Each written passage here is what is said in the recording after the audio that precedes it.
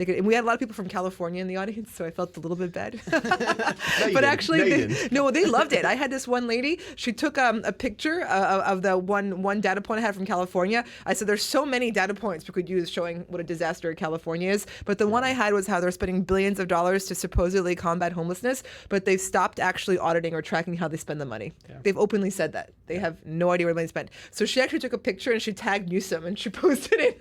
And the top 1% of earners account for over 45% of tax revenue at their local jurisdictions. So you lose 10% of them, you've decimated your tax base. That's wild. Yep, and that really resonated with people because they could feel it happening.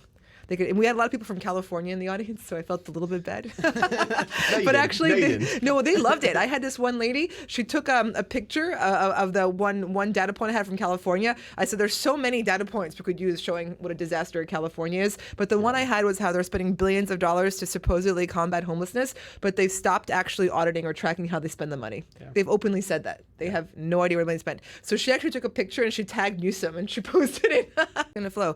And what I did was to show this flow, I used maps. I used census maps that showed how we literally had arrows showing where the flow of population was going. And then I juxtaposed that map next to a map showing top marginal tax rates across our nation. And sometimes the truth is very simple.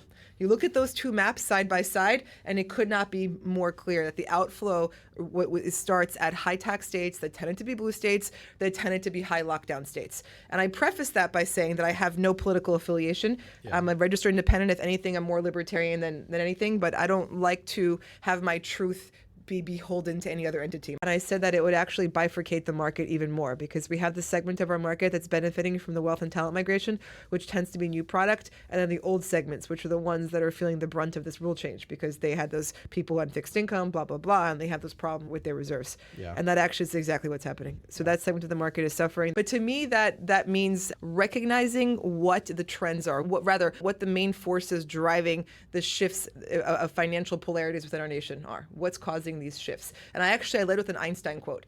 And the quote it's a whole big paragraph, but basically it's saying if you have an hour to solve a problem, that he would spend the first 55 minutes thinking of the right questions to ask. And once you think of the right questions, the solution will present itself. And so the question that I then came up with was, what is driving this wealth and talent migration that we see around us? If we can identify those fundamental drivers, then we can see, will this persist? And I had three main points I want people to digest. One was that history never goes backwards, and there's this fallacy in human nature to think that that is the case.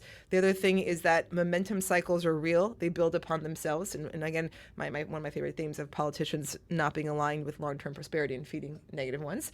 And the third is this concept that I call long Miami equals long America. This came to me after David Martin asked me. I've been saying long Miami for quite some time, but really what do I mean by that? I mean that the human desire to create, to innovate, entrepreneurship, that spirit that force always flows somewhere, and it tends to flow towards the places of least resistance. But yeah, this point resonated with all of them, and everyone a number of people came up to me afterwards, and they said that I quantified and charted what they could feel is happening. Because they all feel it. They feel this shift. There's a redistribution of opportunity, of wealth, of creation, of talent, all those things going on in our country. It's early days.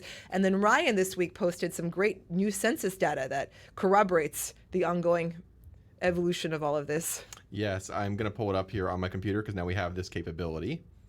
Just that, again, I spoke at this INMAN event, the first Miami INMAN Connect event, and it was really amazing to see and talk to all the people who came in from all around the country. And many people told me that they felt what we were saying, and they all feel this shift that's happening in our country. Yeah. And it goes back to the point that I'm saying that it's early days and that people should be excited about it because it is an opportunity. Yeah. And so, yeah. And I think Miami definitely has been the place of least resistance for the last couple of years because not only for COVID, but on the political basis as well. We're business friendly, we're immigrant friendly. I think you're right. Like there's high quality of life on top of that. Yeah. I don't know about California as a whole, but I know recently San Francisco has spent hundreds of millions of dollars on homelessness. Yep. Just San Francisco. Yep. And it's always crazy to me because I know San Francisco is a lot bigger than Miami by like population wise, but the difference in homeless to the capita, I think, Miami by last count had 600 homeless. That's it? Yes. Okay. And remember, Miami has reached functional zero for homeless, which means everyone who can be helped or wants to be helped has been helped. That's functional zero. We have 600. San Francisco has about 6,000. And the top 1% of earners account for over 45% of tax revenue at their local jurisdictions. Wow.